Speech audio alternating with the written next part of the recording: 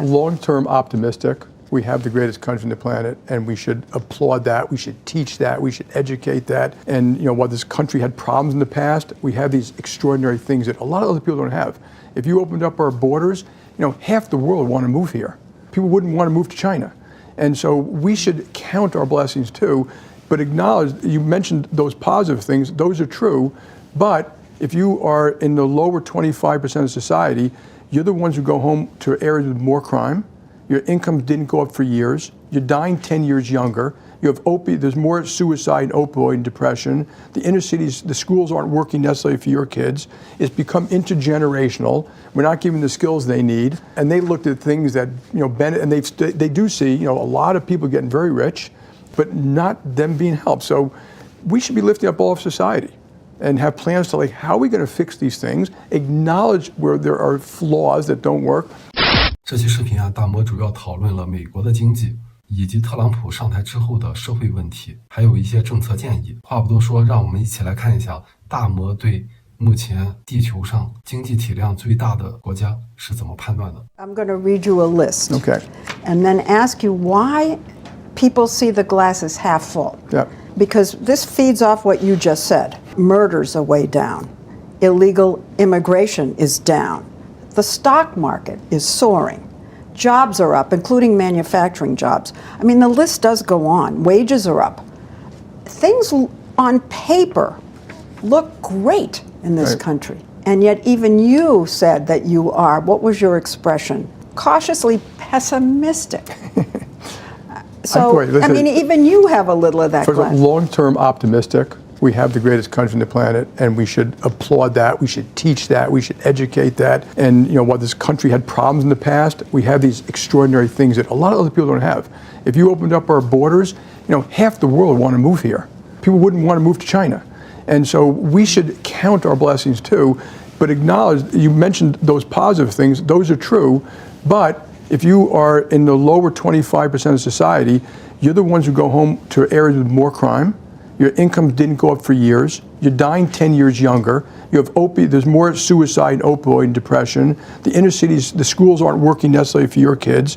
It's become intergenerational. We're not giving the skills they need. And they looked at things that, and they do see, a lot of people getting very rich, but not them being helped. So we should be lifting up all of society and have plans to how are we going to fix these things, acknowledge where there are flaws that don't work. And I think, by the way, ineffective and incompetent government is part of it.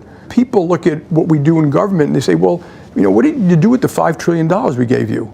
And we had very long wars, we had EV companies getting gifts, all these companies getting gifts, but is it helping the rural areas, or is it helping the inner cities? Is it helping those kids who aren't graduating high school? So, we should acknowledge those things and have plans to fix them. You don't feel we do have plans to fix them? I think we have failed to do it for 20 or 30 years. Even through the Democrats? Through anyone. I mean, just look at the facts. If you look at, some of these schools, and you said immigration is down, but illegal immigration is higher than it's ever been in this country for 4 or 5 years. And we did nothing about it. And you think we should? Absolutely. We have the strongest economy in the world. We're the envy, you know this because you're constantly traveling. We're the envy of Europe, we're the envy of Asia. What does that mean, actually? Well, okay, if you look at here, just give you some numbers for the American public. Our GDP per person used to be roughly equivalent to Europe's, and now it's 30% higher. And that's innovation, it's growth, it's business, it's capital investment, it's all these various things that we do. And then you took the positives. Jobs are plentiful, wages are fine going up to the low end, stock prices are up, home prices are up, businesses are making money. But I would put two real buts in there. One is a lot of it is also fueled by a lot of fiscal and monetary stimulus, which drives inflation a little bit. And I think the geopolitics is very complicated. It's scary, it's complicated, how we're going to deal with Russia, Iran, North Korea, and ultimately with China. And so I do think there are issues out there that legitimately have people concerned and that we need to work on properly. If anybody listened to what we have just said in the last 5 minutes, they would be so confused. I'm confused. Yeah. First, it's the best we've ever been. It's the worst we've ever been. I mean, it's like a novel here. The best of times and the worst of times. Yeah, the world is not binary. There are all these flaws we have, and there are all these wonderful things about the country.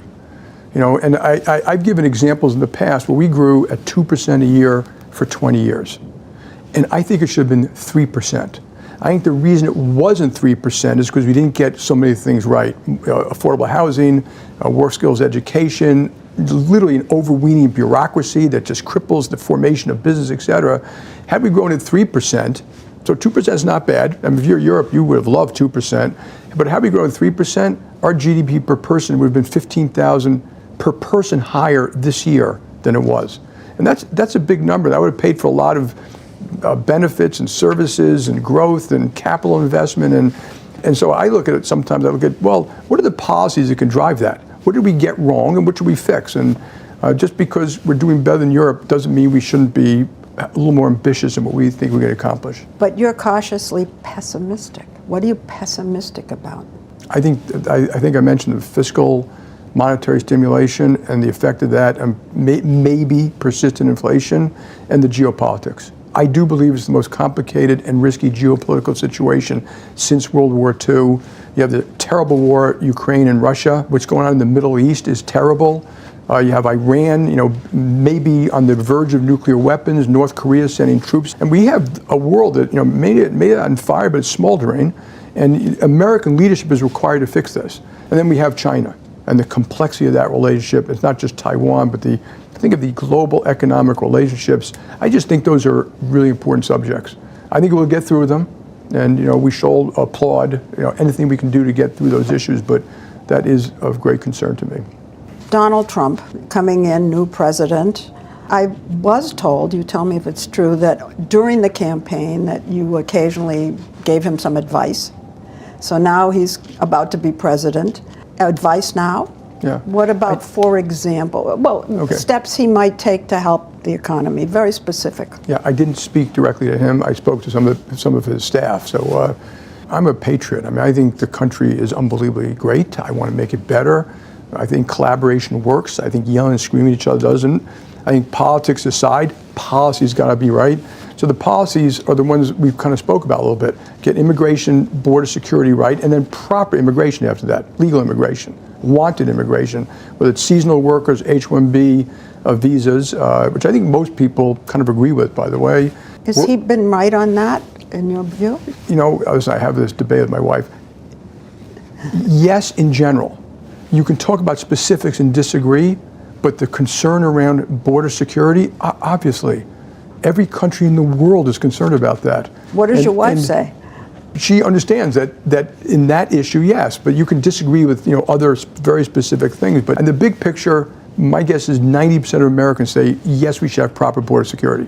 They might mean something slightly different when they say that. And I think work skills, I would love to see high schools, community colleges, and college measured on what is the outcome of the kid being educated. Like, do they get a job that's well paying? Not do they do math well? Because I think that would put a lot more pressure on schools to teach skills that could give you a really good paying job. So that could be cyber, data analytics, advanced manufacturing, nursing, technical skills, compliance, financial skills. We should do that. I'd like to see taxation where we get rid of some of these. We have far too many tax breaks for different groups, and I don't want to get into detail there, but we should get rid of most of them. And should get rid of tax breaks? A lot of them, yeah. For the wealthy? For anyone, if it's unfair or just targeted to a special group, and I think it would spread the wealth. I would double the earned income tax credit. I think that alone would put a lot more money into the pockets of people who are working, who are lower income. It would go into their communities, into their families. We know one thing about jobs. They bring dignity, household formation, better social outcomes like children. They'll invest in their schools. They'll invest in a local community, less recidivism, less crime. But didn't President Biden put money into the hands of lower income people after the pandemic? I think that pandemic spending did put hands on a lot of people under different things. I'm talking about I'm talking about a permanent increase in earned income tax credit as it's currently constructed with some modifications how it's done. No, but I'm saying whatever the mechanism was, he did that, and did it work? Some of it worked, yeah, but I think some of it was excessive. I mean, there was trillions of dollars given out. I'm talking about a very specific thing that is for people who are working but are making less than $14 or $15 or $20,000 a year. Think of it as a negative income tax that would be dramatically helpful to rural areas, inner city schools, lower income. It would provide more opportunity, better social. It would be great for society. That money will probably be spent, i.e. it'll drive GDP. I think we can make mortgages far more affordable if we change some rules and regulations. I think, I'm in favor of, effectively, can we make government more competent, more efficient? And I can give you a million examples, and I don't want people in your audience to think I'm talking about banks. I'm not talking about banks. Every single person out there who deals with the federal government, particularly small businesses, know the bureaucracy is extraordinary. We all laugh at it now. I can't get permits. I can't get certificates of occupancy. I can't get this. The schools won't do that. People don't have to go to work anymore. All these things, it's got to be changed. I think it drives a lot of low morale, and anger at the government. And so it's got to be fixed. The government needs to demonstrate its competency. People have been saying that as long as you and I have been alive, and nothing changes. Whatever it is, we should try to make it better. And I think the companies do that die. And if you look at what's happened in Europe, one of the reasons why they have slowed down so dramatically compared to us is because of excessive regulations, bureaucracy, anti-business behavior, anti-innovation. It's all those things. And you see that happening around the world. We should not allow it to happen here. And therefore, we got to get involved in the issues in Washington, D.C. to change how we handle government. I think every government department should report to you and say, dear taxpayer, you gave me $50 billion. I told you I was going to do X. Here's what I did. Here's the outcomes. We don't do that. But why not? I just think we've lost our way, and we should try to help get back on our way. It's more important than anything else we can do to make sure this great country of ours stays great. And what are the chances? I hear you saying this, and I'm thinking, that's not going to happen. I don't know. I think it's my view, I spend a lot of time in D.C., just roll up your sleeves and get involved in the fight. You can complain like a child, you can get mad, you can rip your hair, you can say that's what it is. You can laugh when I talk about, I tell tons of stories and people, they laugh. I say, but it's not funny. Like stories like what? Well, you can't get permits, like some of the stuff we're doing in the green economy, but you can't get in the grid. It takes 5 to 7 years to get it hooked into the grid. I go on and on about, like this bridge between Staten Island and New Jersey. Yeah. It was falling down, took 12 years to get the permits to rebuild it. What is that about? And we accept it. Now, I wouldn't accept it at J.P. Morgan, but the American public knows this is going on. They know that, very interest groups get benefits from whatever government's in party. And, in my view, it should all stop. They should stop virtual signaling. They should stop all these things. They should just deal with what could make the country grow. And I've written in my chairman's letter all these policies that could make us grow better and make us healthier, share the wealth a little bit, create equal opportunity, which was the dream of this country. My grandparents were Greek immigrants. 3 of them were Greek immigrants who came here without a high school degree. Billions of people move here if they could. And they move here for all that reason, by the way. They want to be American. I listened to you talking about the bridge. I did a story on the Big Dig in Boston. It was the same thing. Right. They couldn't get permits. The price kept escalating the number of years it took to build. We did the story on 60 Minutes, nothing happened. Now you have the same thing going on here. I mean, it doesn't change. I can do stories, you can scream into the wind. Yeah, I know. Nothing changes. I'm going to fight to the day I die, yes. Yeah. So, where are we heading? You got to give it the best. Just keep fighting. I think you got to, I tell all business people and other folks, you can get discouraged. That isn't going to fix it. So there are a lot of people in Washington, D.C. who know about this and want to fix it. The new president is talking about fixing some of this stuff. Let's try to help. And the other thing is, because that great book written by James Fallows, 50 Cities, or Our Towns, like he went to all those towns and that these towns were actually growing and expanding and fixing the parks and the river parks and bringing in businesses and trying to fix the schools. It works. That's kind of small democracy. It works. In Detroit, the collaboration between that mayor and business and civic society, it works. Did it work? Yes. Because we did the story with you. Yes, just go. You did the story with me. Just go downtown now. They're building you skyscrapers, 25 to 50,000 jobs. Unemployment's good. We opened a virtual call center there. So it's mostly minority community. They work from home, but it's been a home run. I think we have 100 folks there now. So their schools are doing better, their ambulances are doing better, the hospitals are doing better. Business wants to move back. They're fixing their riverfront. It works. It's not over. In terms of advice for the new president, he is inheriting a pretty good economy, despite what people feel, all these metrics that you see.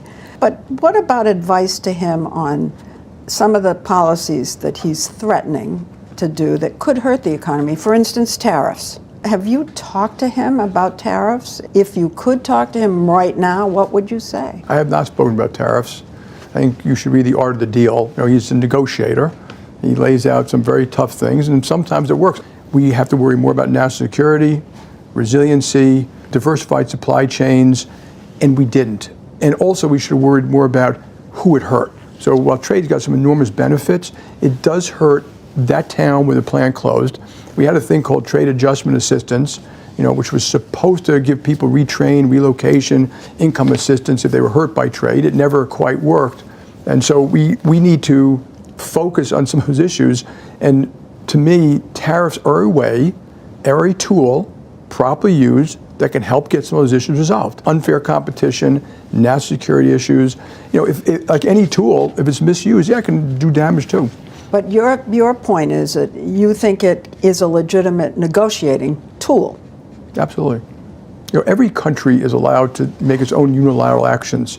If you look at what China's been doing for years, they do this already. No, they put up their own tariffs, their own laws, their own rules, their own regulations. They make a lot of unilateral actions that they think are in their own best interest. So it's not bad for our government to do that. That tool may be a useful tool, properly used. Not the price of eggs. No, of course. No, That's inflation. part of it, folded into it. It was inflation. It was all the money that was given out. If you go to a rural area and you look at all the things that were done, those things like even EV credits, all this green stuff, they don't look like it benefited them. They still didn't have jobs. Incomes didn't go up. Their schools weren't working. So you got to be very careful when you analyze what happened in our society about why people looked at these and said, this didn't work for me. I'm quite sympathetic. I do a lot of work with my wife in inner cities in New York, and she's been doing work in the Bronx for years. It's hard to look at parts of the Bronx and say, this worked. And this has been going on for 30 years. So, it's time that we fix some of these things. And yes, I hope we can do it. Your relationship with him? Story, we all read that you called to congratulate him and he wouldn't take the call. No, that wasn't true. It wasn't true? No, I did not speak to him. I called and left a message with his staff who said they called back and said they gave the president a message and he appreciated it. That's all that happened. I've not spoken to the president for a long time. I have called some of his people and offered my help, which I am going to do as best as I can. So a lot of them can't talk at this point because they're in confirmation process. But and he made a very nice tweet about me. I thought it was very sweet, that I won't be Secretary of Treasury, appreciates what I've done for my company and my country. Did you want to be Secretary of the Treasury? Not really. Nah. Well, you have the best job for you. I like my job, yes. Yeah, clearly. What about his choices for the cabinet? I mean, they seem not to be chosen because of their experience, but because of their loyalty to him. I'm not going to get into any specifics here other than to say whoever gets confirmed, that's the Senate's job, I'm going to try to help do the best I can for the country. Whether I think they're good or not is irrelevant. Crypto, in your view, is okay? Blockchains. Yeah, the use of blockchains for money, moving data, we already use it. Stable coins are real. How they're used and how they're protected by regulators is an issue they have to deal with. I think a lot of the folks in DC know that. JP Morgan is already using blockchain for intraday repo, moving of data. Blockchain itself will work, and that's kind of crypto.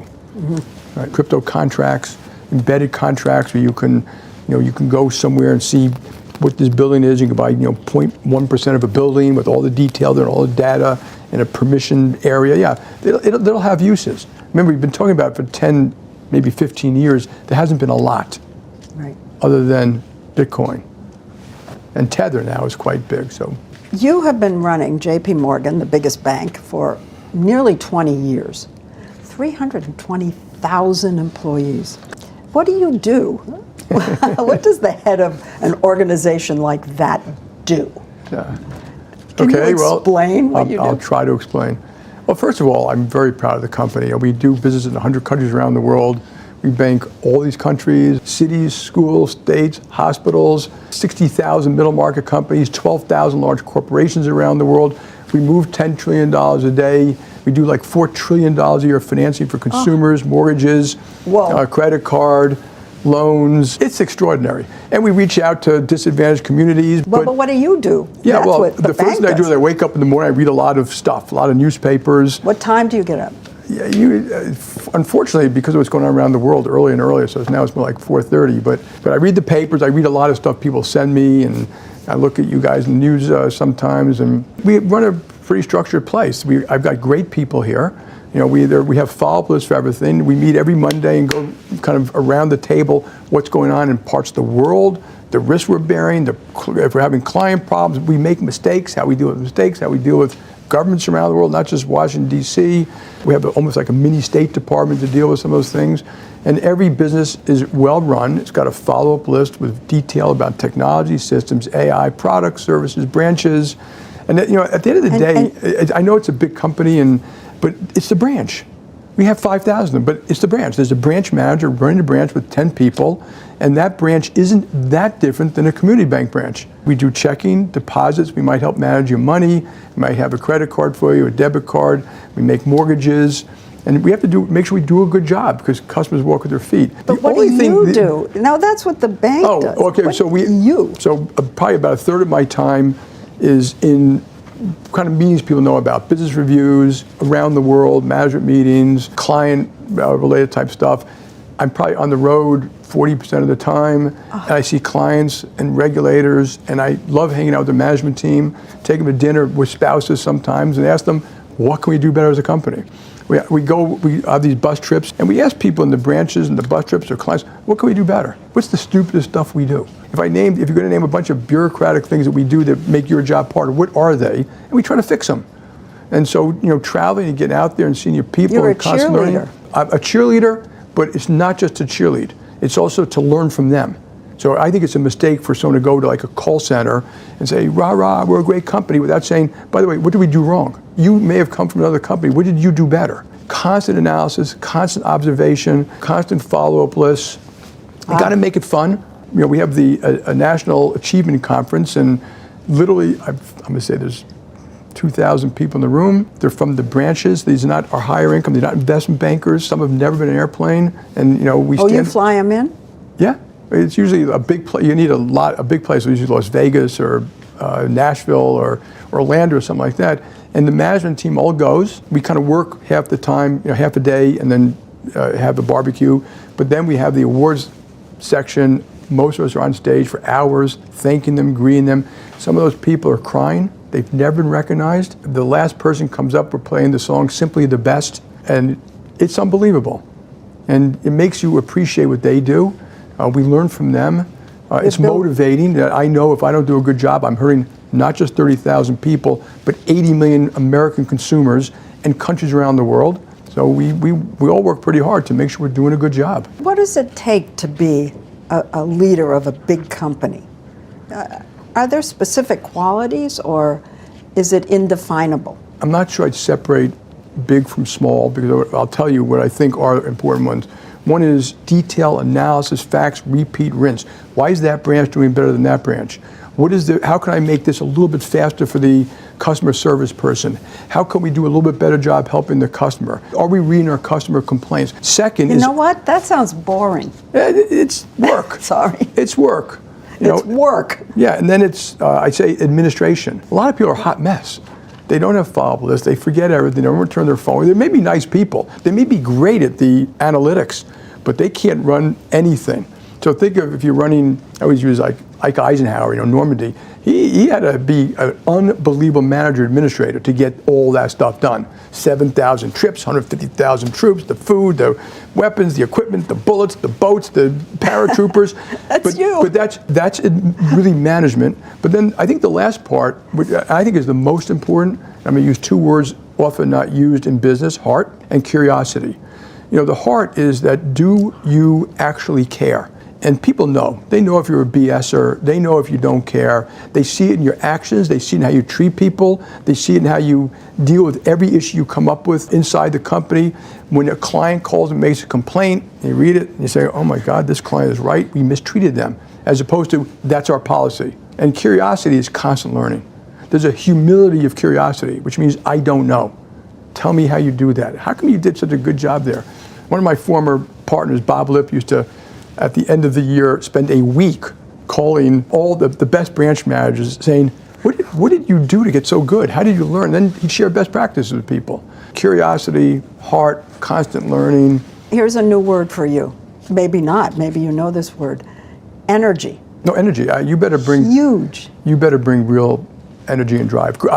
I should add that, grit. A little bit of courage, a little bit of grit, and you're all companies, not all companies, all institutions, and I'm talking about not-for-profits, schools, governments, small business, large business, their natural state is getting slower and more bureaucratic. That's an awful lot of stuff that you have to have in one person. If you're the boss, you better make sure that you're killing the bureaucracy all the time and you're speeding stuff up and not slowing it down. Because if you allow the natural progression to take place, the bureaucracy, it's just barnacles on the boat. And you see bureaucracy in little ways. Meetings after the meeting. No follow-up list after a meeting. But bureaucracy leads to politics. Politics leads to cancer effectively and death. And you better drive these things. You see this in institutions. You see it in governments around the world. They're not facing their issues, and people get ahead is not based upon, are you the best pitcher, but it's based upon how well do I know you.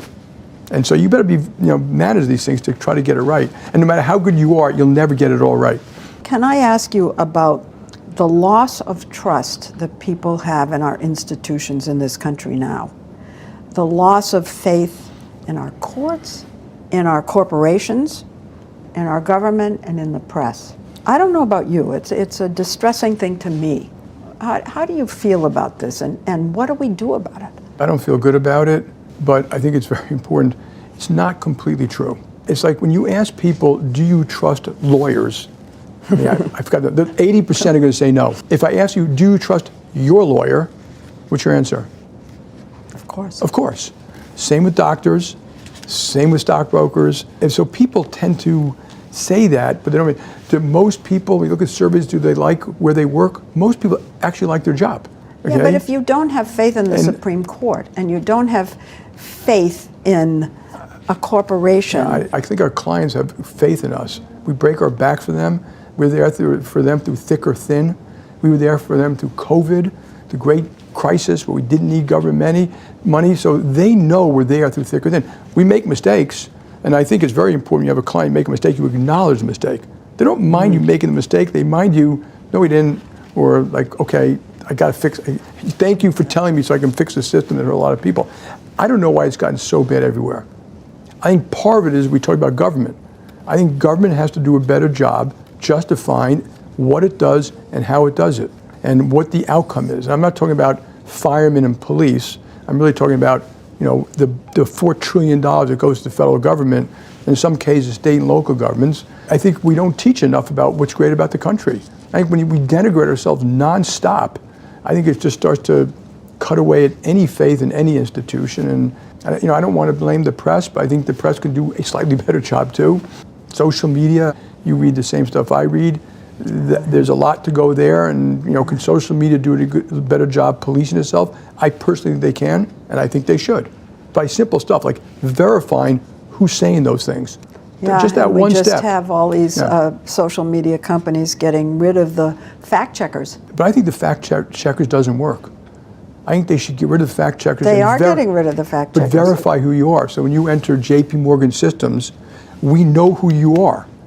Okay, and because we know who you are, if you're posting something, you are now under the law of the United States of America on what you say, how you say it, and who you say it to. Yeah, but who's going to say? And so right now, in a lot of the stuff that's these robots, these fake things, jazzing things up, you would say whatever you want. And I think that's one, by verify. And then also, you should get to pick your own algorithm. This algorithm is jazzing you up. is no different than getting you addicted, and I don't like it. I think that one day, I don't know if legislators or companies themselves should do more about that. Give you a choice of options. When you come to a JP Morgan, we don't make you do what we want. We give you advice. We give you all the options. We try to explain it to you. You should have that. I don't want to see anything about X. I don't want to see violence. I don't want to see X, Y, or Z. But I do like sports, and I like Leslie Stahl. I like that. I want to see. And there's some of that, but there's too much where anyone can say whatever they want, and they're saying it to 100,000 people all the time, and they don't have to, and they can say something that's against the law, but we don't know who they are. And I think that we're making a mistake. I think when you have children, suicide rates with, children are 50, 75% higher, and it might be because of social media. I mean, I think that, yeah, we should be taking some actions in that, and I'm not an expert in it, but I find it quite disturbing. Without violating First Amendment rights, by the way. You can say whatever you want. It's just we know who you are, and you're subject to the law. You have said that we're already in World War III. I didn't say that.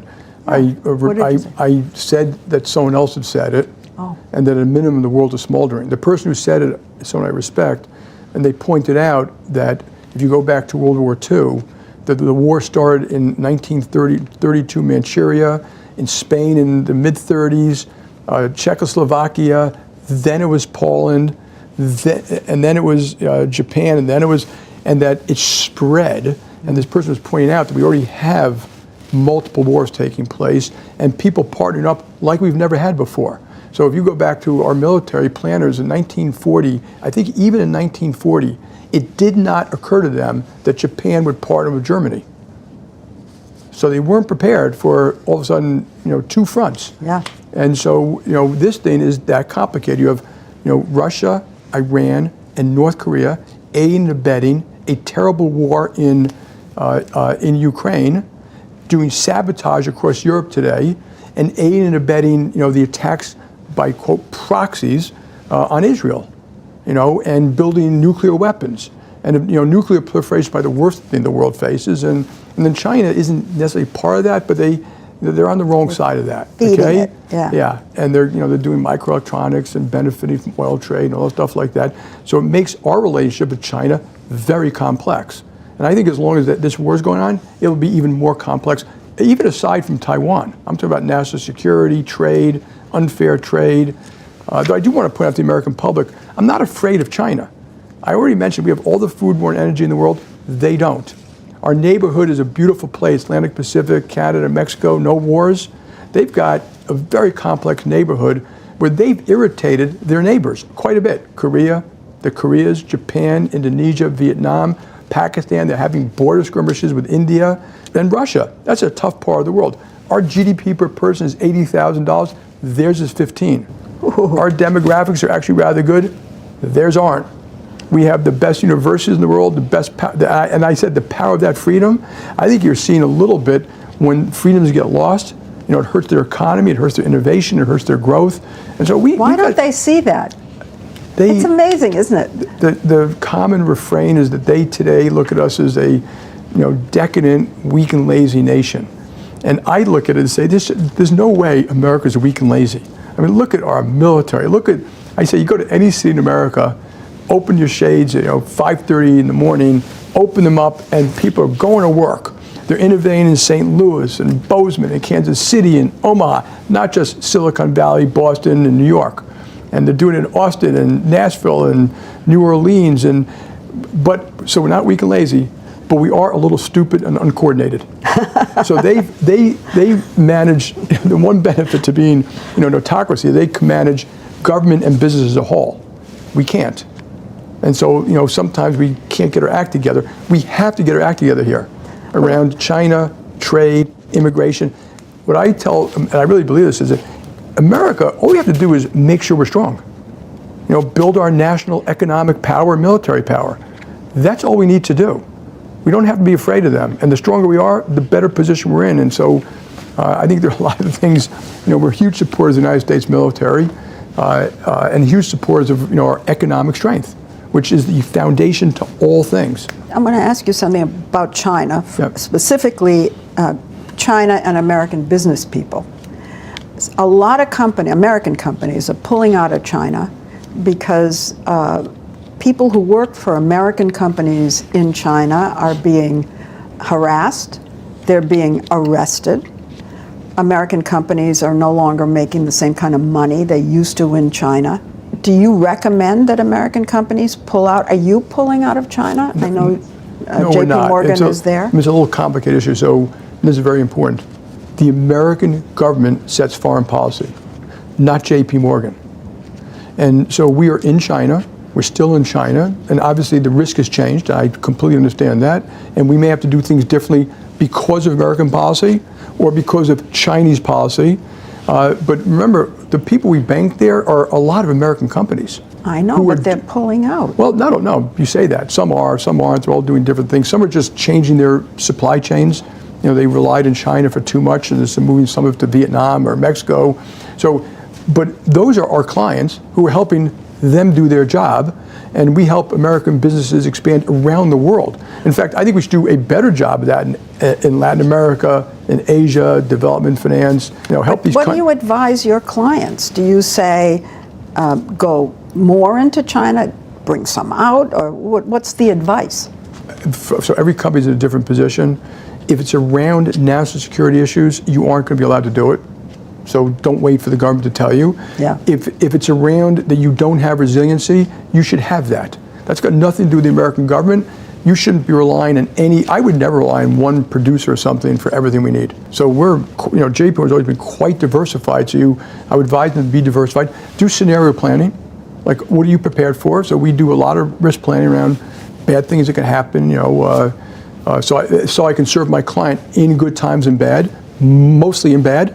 I understand that good times are great, but I have to be prepared for bad times, and they should be very thoughtful about it. So we actually have been advising a lot of companies on, their strategy around China, what they should do, how they should do it, how they should get engaged, as best we can, and also doing a lot of research around where you need to do some of those things. Is it safe for an American company to be in China? For the most part, yes, but it's different.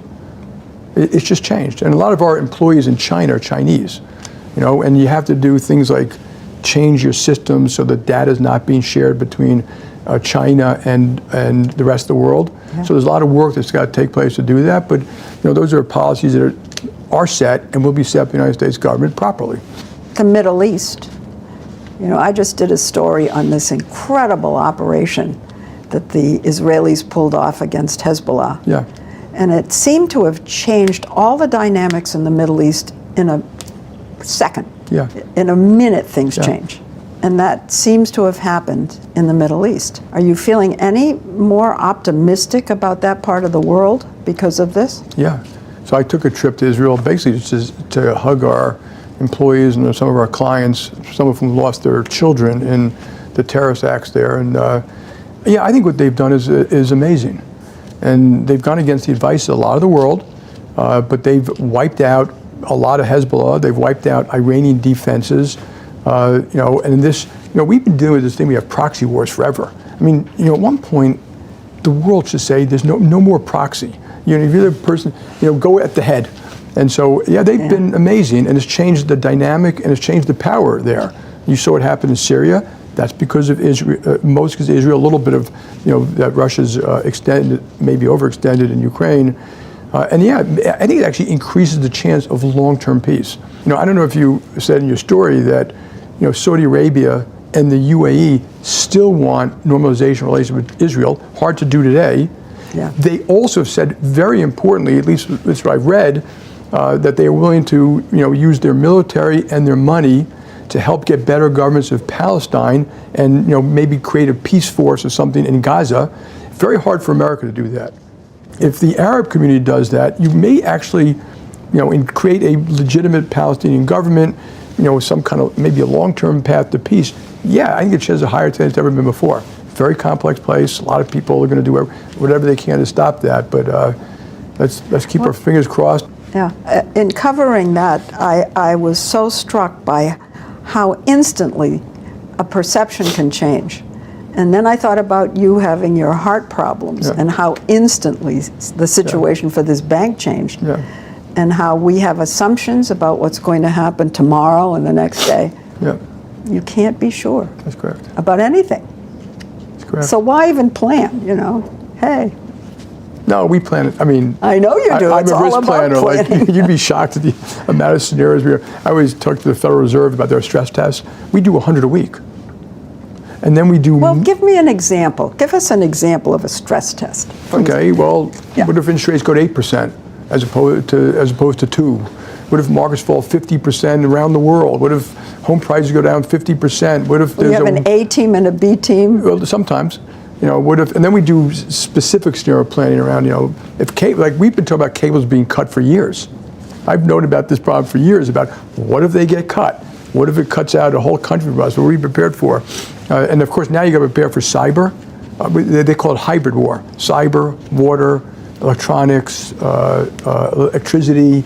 In every part of the world, you go around and. We try as best we can. Yeah. So that's what you do and in all the markets, and in credit, and in. Can I tell you the most important thing? I feel like we're guardians of the financial system, but one of the really importance of that is that we are strong when times are bad, so that I can help you when times are bad. And we did for clients, some of these crises was extraordinary. I mean, I'm talking about, lending, billions of dollars to potentially a bankrupt company to keep them afloat, knowing that we may lose the money. When oil went to zero, some of our regulators wanted us to stop making certain types of loans to oil companies. And I would say, no. I told them that this is the time to help them in their darkest moment. J.P. Morgan, I'd rather lose money than run from that client. Help them get through this, and we did. So that's hope, and hopefully you learn a reputation over time by doing things like that. 好的，来给大家总结一下。首先提到了经济现状与矛盾，积极面是非法移民减少。美国呢又被视为全球最具创新力和经济活力的国家，能够吸引移民和资本流入。社会问题呢是底层人民面临犯罪率高、收入停滞、预期寿命缩短等等困境。政府呢目前又效率低下，官僚主义阻碍基建、企业发展和民生改善。政策批评与建议，首先是移民改革，需平衡边境安全与合法移民，吸引技术劳动力。教育改革以就业为导向，而非考试成绩评估学校，加强职业技能培训。这一点其实国内目前也面临这个问题，就是教育是教育，就业是就业，两个是完全分割的。很多时候呢，毕业生在毕业之后就面临失业问题，企业招一个大学生进来是要付出很长时间的成本再去培养他们，等于大学4年学的东西与社会基本上是脱轨的。第三个，税收改革，简化税制，取消过多税收优惠，扩大低收入者税收抵免。这一点我之前也看过一个数据好像目前美国的一个整体的贫富差距也是越拉越大，有钱的人呢越来越有钱，而穷人呢是越来越穷。像欧洲很多的国家，包括澳大利亚，他们都是一个高福利制度的国家，无非就是给有钱人征高税来补贴穷人。然后就是政府效能，减少监管冗余，加速基建审批，推动政府透明化。最后就说到了长期挑战与反思。过去30年政策未能有效解决贫困代际传递、内城衰败等问题，美国经济增长潜力未完全释放，需解决住房、技能培训等瓶颈。社会在乐观成就与直面缺陷间寻求平衡，避免二元对立的趋势。好了，本期视频就到这里，感谢大家收看。